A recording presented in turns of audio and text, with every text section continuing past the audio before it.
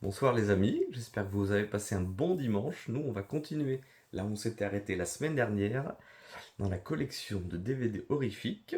Et on commence cette semaine avec Malveillance, un excellent thriller espagnol où l'on suit César, gardien d'immeuble, qui va petit à petit s'immiscer un petit peu dans la vie des habitants de cet immeuble. Et je trouve le film très très réussi, très anxiogène, et je vous le conseille fortement.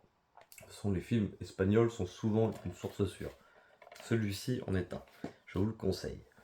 Ensuite, on continue avec Insidious, qu'on ne présente pas. Je pense que beaucoup d'entre vous l'ont vu, réalisé par James Wan, donc quand même Conjuring, Dead Silence. Très très bon film. Et celui-ci, c'est un film qui me fait très très peur quand il est sorti au cinéma. Il m'a fallu des minutes et des minutes pour m'en remettre. C'était très très compliqué. Ça restera un souvenir pour moi très, très fort. Donc, il fallait absolument que je l'ai dans ma collection. Ensuite, on continue avec le dernier train de la nuit des collections Les crimes les plus pervers. Donc voilà. Donc un style de film très très particulier. Là, on va suivre deux psychopathes avec deux étudiantes dans un train où évidemment il va y avoir un peu de viol, tout ça un petit peu ce qui marchait à l'époque, on va dire. Si on peut dire ça comme ça. Des films comme La maison au fond du parc ou La dernière maison sur la gauche, voilà. Ben, ça s'en est inspiré et bon, j'aime beaucoup ce film, même s'il est très très très dérangeant. Donc une édition en plus moi qui me tient à cœur, j'aimais bien ces petites collections comme ça. Donc si vous l'avez jamais vu, je conseille quand même, mais peut-être pas un must si non plus. Ensuite, un nouvel arrivant dans ma collection qui est arrivé il y a quelques jours. Je remercie d'ailleurs mon beau-frère qui m'a offert cette collection. Bon, j'avais déjà les DVD moi séparément, mais le fait de l'avoir comme ça en coffret, je trouve ça plutôt chouette. En plus, c'est une belle édition. Et il y a les deux éditions de Zombies en plus. Celle de Dario Argento, du coup, et celle de Romero. Et donc, ça permet, du coup, de faire des petits comparatifs et voir ce qu'il y a en plus. J'ai jamais vu les deux versions différentes. Ensuite, j'en avais parlé dans ma vidéo d'Halloween. Et la semaine dernière, dans l'autre vidéo, où vous avez montré, je crois, l'édition simple que j'ai. Et là, bah, j'ai eu ça pour mon anniversaire. Je crois que ça restera une des plus belles éditions que j'ai et un film coup de cœur, mais ça, vous le savez déjà. Ensuite, un petit tour chez Uncut Movie avec Escalofrio. Bon, comment dire, c'est pas un film que j'aime énormément. Je tenais vraiment à voir ce film depuis longtemps. Je trouve le film, alors il est réussi, mais les personnages dedans sont quand même très très cons. Le nombre de fois où ils auraient pu s'échapper de cette vie-là où ils sont, là. Donc, ce qui est un film qui va mélanger un petit peu le satanisme, l'échangisme, beaucoup d'érotisme aussi. Donc le film est pas raté, hein. Loin de là, mais je trouve les personnages très très cons, et ça donne un truc très très drôle en fait. Et depuis, j'ai jamais oublié ce film, et bah du coup, j'en ai fait l'acquisition il y a pas longtemps. Donc je vous le conseille si vous voulez vous marrer, c'est pas mauvais. Ensuite, Halloween. Donc ça c'est la suite directe du premier du coup qui a été fait par j'ai plus son nom, j'ai oublié son nom, David Gordon, j'ai un trou de mémoire. En tout cas celui qui a fait l'exorciste récemment. Et je trouve que c'est une des meilleures suites. Voilà, alors beaucoup vont certainement ne pas être d'accord avec moi. Moi je trouve qu'il est quand même excellent. J'avais pu le voir au cinéma celui-là. Il y a vraiment des choses. Déjà c'était le premier Halloween que j'ai vu au cinéma, donc forcément je pense que ça joue aussi sur la nostalgie. Mais je trouve que c'est une bonne suite comparée aux deux autres après qui ont été faits, qui se discutent un peu plus. Voilà, je conseille. On retourne chez les Uncut Movies.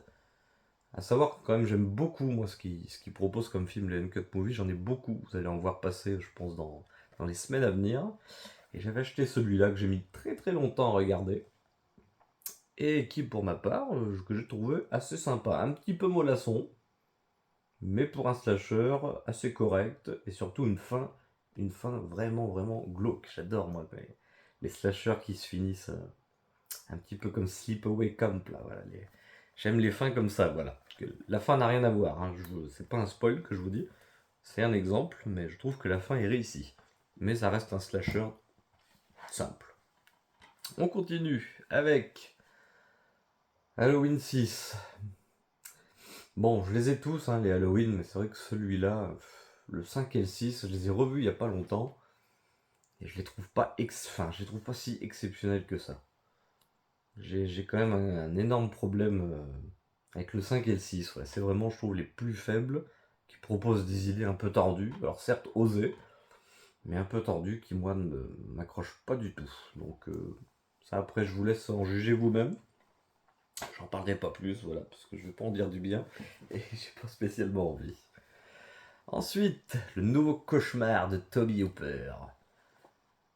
Body Bags. Là, on suit, c'est un film à sketch que j'avais trouvé, si je me souviens bien, Leclerc à l'époque, et qui a été un coup de cœur pour moi. J'adore les trois histoires qu'il y a dedans. En plus, il y a beaucoup d'acteurs connus, comme Mark Hamill, faisant de plus Star Wars. Hein. Et voilà, donc Twiggy, Gene Heston, ils vous glaceront le sang. Ouais, c'est vraiment. J'en perds les mots, parce qu'en fait, au moment où je vous parle, je repense à toutes les scènes qu'il y a dans le film. Je me dis qu'il est vraiment, vraiment top, quoi. C'est en trois épisodes. Et ça propose vraiment trois choses assez différentes, qui restent quand même dans le sujet du tueur en série, à part le deuxième, si je me souviens bien, qui est plutôt un problème capillaire. Mais non, vraiment très sympa si vous l'avez jamais vu, et un film de Toby Hooper qui fait du bien à voir, hein, parce que c'est vrai que moi je suis pas, à part Massacre à la tronçonneuse et Mortuary, hein, bah, je suis pas un grand fan de tout ce qu'il a fait. Mais en tout cas ce film, je le conseille. On continue. Mr. Babadook. Bon bah là, ça aussi, une grosse claque. Hein. Comment faire très très peur en ne montrant que très peu de choses. C'est réussi, il y a vraiment il y a une ambiance très spéciale, très, très terrifiante, je trouve, très angoissante. Et là, je conseille absolument. Film fantastique, très chouette. On continue avec un film bon, un peu moins fantastique. Scary Movie 3. On a même la petite languette là, qui... avec les E.T. derrière là. Bon, comment dire de ce film? Une bonne parodie, hein. Je crois que c'est malheureusement là où la série aurait dû s'arrêter pour moi. Je trouve que cette suite est quand même très très correcte. On retrouve toujours Cindy, hein, le personnage principal, qui revient toujours. Voilà, il y a même sa fameuse scène d'intro avec Pamela Anderson aussi, qui est très très marrante.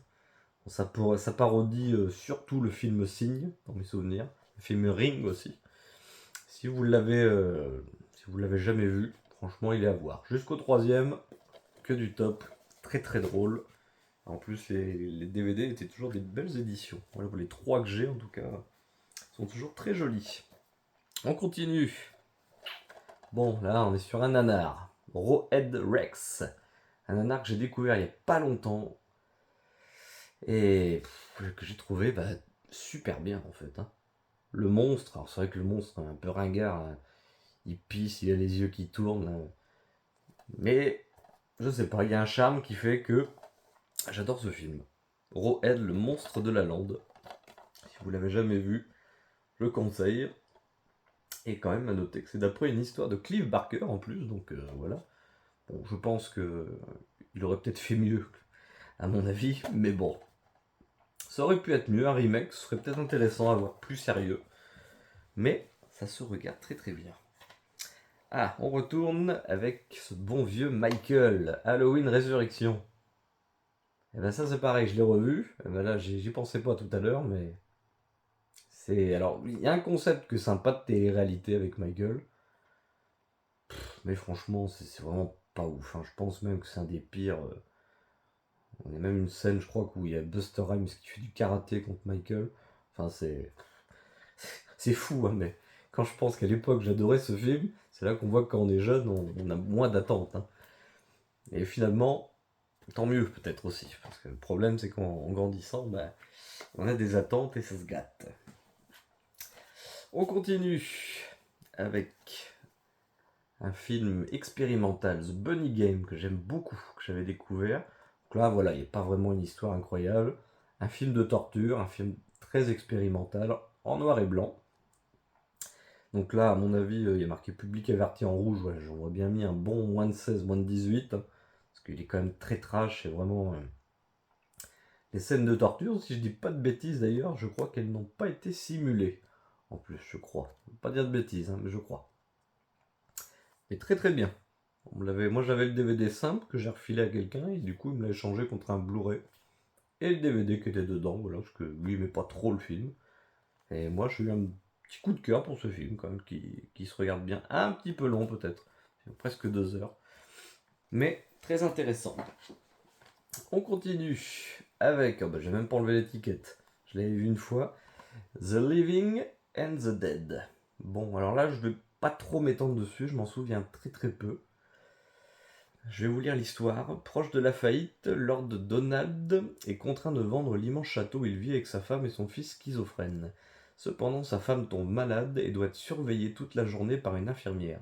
James veut absolument prouver à son père qu'il est un adulte, et c'est alors, en essayant de faire de son mieux, qu'il enferme l'infirmière hors du château. L'état de sa mère empire, James est envahi par le stress, sa capacité à s'occuper de sa mère suit alors le même chemin que son état mental. Une folie où se mêlent réalité et fiction. Bon, voilà, comme je vous disais, moi, j'ai assez peu de souvenirs. Je l'ai vu en 2-3 fois. Pourtant, c'est pas qu'il était nul, hein, c'est juste que j'étais fatigué ce jour-là. Mais c'est un film très malaisant, celui-là aussi. Réussi, très malaisant. Mais ouais, très très peu de souvenirs. Comme je vous ai dit, je l'ai regardé en. Il m'a fallu 2-3 fois pour le regarder en entier, alors qu'il dure qu'1 heure et demie, quoi. Donc bon, je vous en laisserai faire votre idée. On continue avec Leatherface, Massacre à la tronçonneuse 3. Donc une saga que j'aime beaucoup. Et celui-ci est plutôt sympa dans mes souvenirs. C'est pareil, ça fait très très longtemps que je ne l'ai pas vu. Moi j'ai revu le 1 récemment. Le 2 ça fait un petit peu plus longtemps déjà.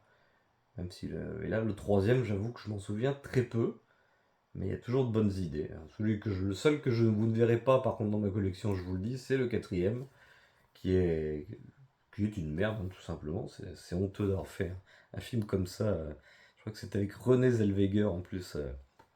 Bridget Jones, voilà, on se demande ce qu'elle fout là. Après, elle joue très bien, c'est pas le souci, hein. Le souci, c'est d'avoir fait un remake du premier et qui raté en fait, simplement, qui est merdique. Voilà. Je suis désolé, le mot est fort, mais il est merdique.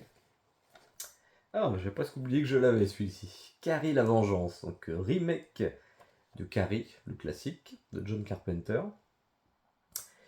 Et alors, je l'avais vu au cinéma celui-ci, et je trouve qu'il est plutôt correct quand même. Déjà, on a Chloé Grace Moretz dedans qui joue dedans et qui est une excellente actrice pour ma part. J'avais aimé le fait. Est-ce qu'il y avait besoin de faire un remake? Non.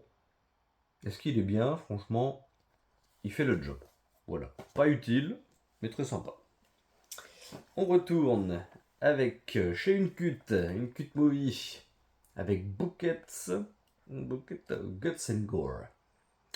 Donc voilà, pas vraiment d'histoire, mais la première fois que j'ai vu ce film, j'ai cru que c'était vrai. Voilà, j'ai vécu ce que Charlie Sheen a vécu dans sa chambre d'hôtel il y a quelques années, en voyant, je sais plus, c'était un Guinea Pig, je crois. Et ben là, c'en est un, c'est un American Guinea Pig, alors ça doit être, je sais pas quel épisode, je m'y connais pas trop. Mais voilà, pour ceux qui veulent une soirée très très gore avec des effets spéciaux très réalistes, bah c'est parfait. Vous voyez, je sais pas, on voit un petit peu derrière les effets. Franchement, très sympa. Mais pas pour tout le monde, hein. Public. On continue avec Night of the Demons. Là aussi un remake. Bon, pas un remake excellent. Bon, pas les. Vous savez que c'est une de mes sagas favorites. Je vous l'ai dit dans l'autre vidéo. Et là, je trouve que c'est un remake un peu inutile, mais ça fait du bien aussi de rapporter un peu de fraîcheur au film quand on n'avait pas forcément besoin. Il y avait déjà 3 films qui étaient très sympas, donc. Mais bon, il se regarde quand même. Voilà, notez qu'il y a quand même Édouard Furlong qui est dedans. Donc bon, Il y a même Shannon Elizabeth, si je dis pas de bêtises, je crois que c'était celle qui jouait Nadia dans American Pie. Je crois qu'elle joue. C'est elle qui joue Angela dans celui-là. Donc bon, sympa, me sans plus, on oublie. Ah, là, je suis content de le retrouver. Le Nécrophile. Un film que j'adore, hein, qui est dans mon top 20. Me demandez pas pourquoi, alors là on est vraiment sur un gros nanar, un chain cut. Je vous lis quand même l'histoire parce que franchement elle vaut le coup. Eh ben non. Ah bah il y a un problème, c'est que l'histoire est en espagnol. Bon, en fait c'est très simple, on va faire court, hein, de toute façon. C'est un tueur en série qui revient et il a une tub énorme, voilà. Il y a même un petit bébé qui vole là, qui va poursuivre tout le monde, c'est n'importe quoi. Il rentre chez des femmes, il les tue, il les viole, voilà, c'est très simple. J'avais jamais fait attention avec tout le... Voilà, on peut vous montrer les photos derrière un petit peu de sa tronche. Bon, c'est très très con, hein, mais sur moi ça marche, hein. Un excellent nanar. Bon, du coup, le résumé, bah, il est un peu plus court prévu parce que en espagnol, je savais pas. J'avais même pas fait. Je ne m'en souvenais plus. Mais bon, un petit film underground très sympa. Qui, bon, pareil, ça plaira pas à tout le monde, hein, loin de là. Tous les effets spéciaux sont un peu cheap, voilà, mais c'est du uncut, hein, on sait ce qu'on veut, hein. Et on continue d'ailleurs. Uncut Movie. Cat Sick Blues. Ça, je l'avais acheté il y a quelques mois. Et alors, quel coup de cœur là aussi. Un homme qui a perdu son chat. Et il va essayer de le réanimer en prenant 9 vies. Voilà, tout simplement. Concept très simple. Idée très très folle. Et un rendu vraiment excellent. Un bon rythme. Donc là, pareil, pareil, je vous montre un petit peu le derrière. Je trouve qu'en plus la jaquette est vraiment sympa, quoi. Donc là, pareil, je vois que c'est toujours aussi en espagnol. Mais un très très très bon film, ouais. Ben, pareil, celui-ci, quand j'y repense, je vous le conseille vraiment vraiment, parce qu'il propose quelque chose de frais. Et c'est pas tous les jours qu'on peut voir ça, malheureusement. Ensuite, Doctor Sleep, la suite de Shining. Et alors, évidemment, si vous avez adoré Shining, ça ne veut pas forcément dire que vous aimerez cette suite. Elle est vraiment très très différente, beaucoup plus spirituelle, beaucoup plus fantastique. Et ça a été un coup de cœur celui-ci aussi au cinéma. J'ai beaucoup beaucoup aimé. C'était vraiment, on peut retrouver, vous voyez devant d'ailleurs, Evan McGregor, dans son rôle qu'il joue très très bien. Du coup, il joue le rôle de, comment il s'appelle le petit, Dan Torrance, voilà, je cherchais son nom. Il joue son rôle, du coup il a grandi, il a toujours il a évolué et travaillé son Shining. Et là on apprend des petites choses très intéressantes, et vraiment c'est une suite qui est réussie. Conseil, absolument. On continue. Le retour des morts vivants. Bon, je vous en avais fait une petite critique sur ma page Instagram il n'y a pas longtemps, je l'ai revu. Bon, que dire, ça devait être une suite officielle de la nuit des morts vivants de Romero. Bon, finalement, c'est très très bien, c'est très fun. On est très très loin de ce que proposait Romero. Mais pourtant, ça marche bien. Il y a des scènes cultes. Je vous avais dit la fameuse scène où la fille nue danse sur la tombe, là. C'est vraiment très fun. Et bon, évidemment, on connaît tous le zombie qui parle et qui est pour la première fois qui nous fait son fameux Brains. Voilà. Très très très très sympa. On continue avec le loup-garou. Eh non, il vient de plus près cette fois. Il vient de Londres. De Paris, pardon. Il vient de Paris. Si vous ne l'avez jamais vu, c'est un excellent film de loup-garou. Sûrement, dans mes films de loup-garou, je crois qu'il est dans mon top 5, ouais. Parce que loup-garou de Londres, forcément, est le premier. Ça, c'est impensable de le changer. Personne ne me fera jamais changer d'avis. Et celui-ci est vraiment très très bien. Des effets spéciaux, par moments un petit peu cheap. Mais loup-garou de Paris, je conseille. Très sympa. Celui-là, je l'avais revu, pareil, j'ai fait une petite critique il n'y a pas longtemps. Vampire, vous avez dit Vampire. Bon, un très bon film des années 80, qui a pas vieilli. Moi j'aime beaucoup les films comme ça où on imagine que le voisin est un tueur en série ou un vampire. Bah là, il s'avère que c'est un vampire. Et c'est le genre de film, je trouve que ça marche toujours. Je me rappelle d'un film qui s'appelle Paranoïaque, par exemple, qui est un de mes préférés dans ce thème-là. Donc là, c'est du tueur en série où un jeune est coincé comme ça, il peut pas sortir de la maison parce qu'il a un bracelet électronique et il voit que son voisin est un tueur en série et il peut pas faire grand chose, et ça donne un petit côté thriller très sympa. Ben là voilà, donc là lui il peut sortir, par contre le voisin il peut aller voir, seulement c'est un vampire donc il faut l'inviter à entrer. Donc là, s'il y a quelqu'un qui veut l'inviter à entrer, ça c'est une autre chose. Très sympa, je conseille. Ah, mon film de tueur en série préféré, Ted Bundy. Donc voilà, il y a eu beaucoup de films sur Ted Bundy qui sont sortis. Mais moi, celui-ci, c'est mon préféré. Je me demandais pas pourquoi. La première fois où je l'ai vu, c'était vraiment le coup de cœur, quoi. J'aime beaucoup. Je dirais pas que j'aime beaucoup le personnage, hein, parce que, voilà. Mais l'acteur qui l'incarne, en tout cas, le joue parfaitement bien. Et ça, c'est vraiment un film de ma jeunesse qui m'a marqué et que j'ai vu de nombreuses fois. Voilà. Notez qu'il y avait un film sur Netflix avec Zac Efron, d'ailleurs, sur Ted Bundy, que j'ai trouvé plutôt bon. J'aurais mis en deuxième position après celui-ci, qui était assez correct.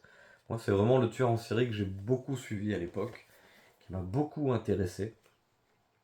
Et du coup, Netflix propose beaucoup de choses sur lui. Donc si jamais vous voulez en savoir plus, n'hésitez pas. On continue. Ah, La Mutante. Bon, celui-ci aussi, hein, un très très bon film fantastique. Là, je sais pas si vous l'avez déjà vu, mais à les bonnes époques où il y avait encore tous ces petits livrets, tout ça. Bon, ça c'est une autre époque, ouais. Et si vous l'avez jamais vu, donc oui, un très très bon film fantastique où une jeune femme, je vais vous lire le synopsis, ce sera un petit peu plus simple. Elle est belle, séduisante, intelligente, mais son charme risque d'entraîner la destruction de la race humaine. Avec des acteurs et des effets spéciaux à couper le souffle, la mutante est un mélange d'action, de suspense et de passion. Seal, hybride humaine extraterrestre d'une grande beauté, donc qui est jouée par Natasha Henstridge, s'échappe du lieu où elle était en observation. Le scientifique Xavier dépêche un tué du gouvernement. Il doit y avoir un problème dans la phrase, hein. Un tué du gouvernement. Bon, en tout cas, il va recruter voilà, un médium, une biologiste et un anthropologue pour la trouver. Il la retrouve à Los Angeles, il découvre ses intentions s'accoupler avec des hommes qui ne se doutent de rien et produire une progéniture qui pourrait détruire l'humanité. Alors évidemment, en le revoyant, les effets spéciaux, pareil, ont quand même beaucoup vieilli.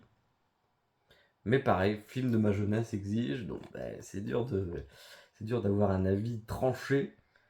Mais je pense que beaucoup d'entre vous sont d'accord avec moi que c'est un film fantastique très sympa. On continue. On a parlé tout à l'heure du remake, là c'est l'original. Film de Brian De Palma, le Carrie classique. Le meilleur, hein, évidemment, avec la fameuse scène de sang qui lui tombe dessus. Bon voilà, je vais pas le présenter plus que ça, je pense que beaucoup de monde le connaît. Un excellent film fantastique qu'il faut absolument voir. On continue avec, ouais, alors ça, il faut quand même que je vous raconte l'histoire quand même. Guinea Pig. Bon, ça, je vous en ai parlé tout à l'heure. Il y avait un Bouquet's Gut and Gore.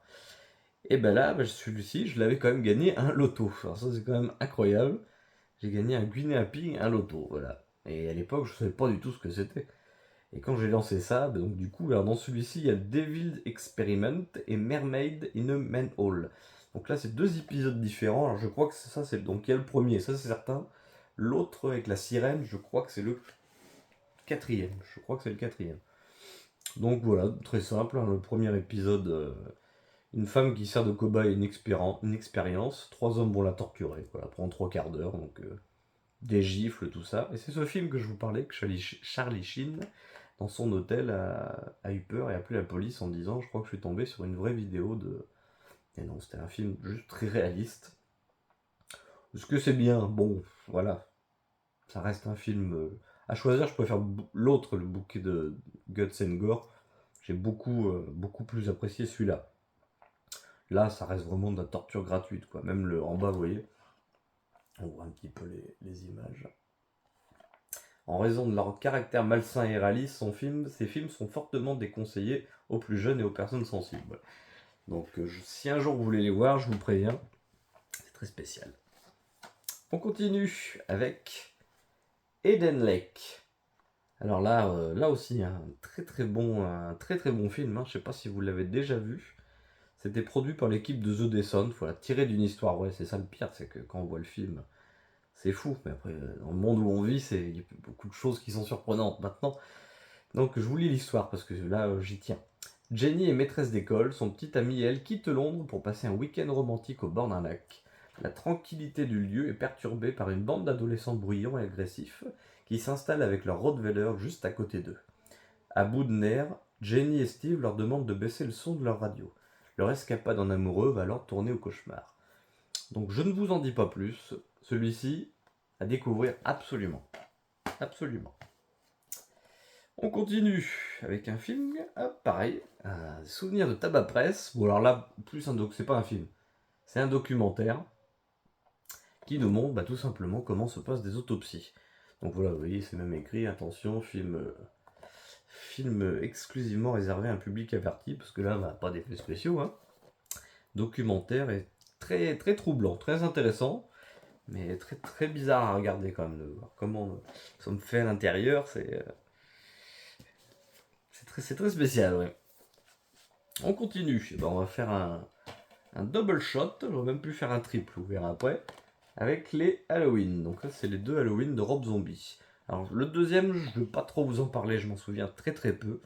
En revanche, le premier, je trouve qu'il est très réussi. Franchement, l'histoire de Michael Myers est un petit peu plus détaillée que dans le film original. Et du coup, ça donne des choses qu'on apprend assez intéressantes. Alors, beaucoup se sont plaints du film, que voilà, il n'y avait pas besoin. Alors oui, c'est sûr qu'il n'y avait pas besoin. Je trouve que celui-ci, quand même, apporte quand même des petites choses quand même très intéressantes. Hein. Un Michael bien plus badass, quand même. Et on en sait plus sur lui. Alors d'autres, peut-être, aiment mieux savoir un mystère sur un personnage qu'on en sache moins. Là, je trouve que c'était une bonne idée. Et on termine, pour cette semaine, on terminera avec Halloween H20. Et donc là, celui-ci, donc pareil, un film de ma jeunesse et que je trouve excellent. Vraiment excellent, le Halloween H20. Ça fait du bien de voir qu'ils ont relancé la série comme il se doit. Et je crois qu'on s'arrêtera là. On en fait un petit dernier. On en fait un petit dernier. Alors, on fait un petit dernier. Ah bah. Et pas n'importe lequel. Scream. Bon bah voilà. Wes Craven. Un gros coup de cœur, hein, surtout pour sa scène d'intro. Sa scène d'intro qui est incroyable. Puis tous les acteurs dedans. Hein, quand je vois les noms, on les connaît tous maintenant. David Arquette, Neve Campbell, Courtney Cox, Matthew Lillard qu'on retrouve dans Five Nights at Freddy's d'ailleurs. J'ai fait une petite critique sur ma page et que j'ai moyennement aimé. Mais il y a un petit quelque chose de nostalgique que j'ai aimé, qui m'a fait plaisir à revoir. Et Drew Barrymore, voilà aussi. Donc voilà, certainement un des meilleurs slashers qui a été fait. Et là, je pense que tout le monde l'a vu, mais pour ceux qui ne l'ont pas fait, foncez. Je vous remercie d'avoir suivi ma vidéo encore une fois. On se retrouve la semaine prochaine pour la 3e partie. J'essaie d'équilibrer un petit peu. J'avais dit en 4 parties, je pense qu'il y en aura peut-être bien 5 ou 6 au moins. Et donc voilà, j'espère que ça vous a plu et on se retrouve la semaine prochaine. Merci beaucoup.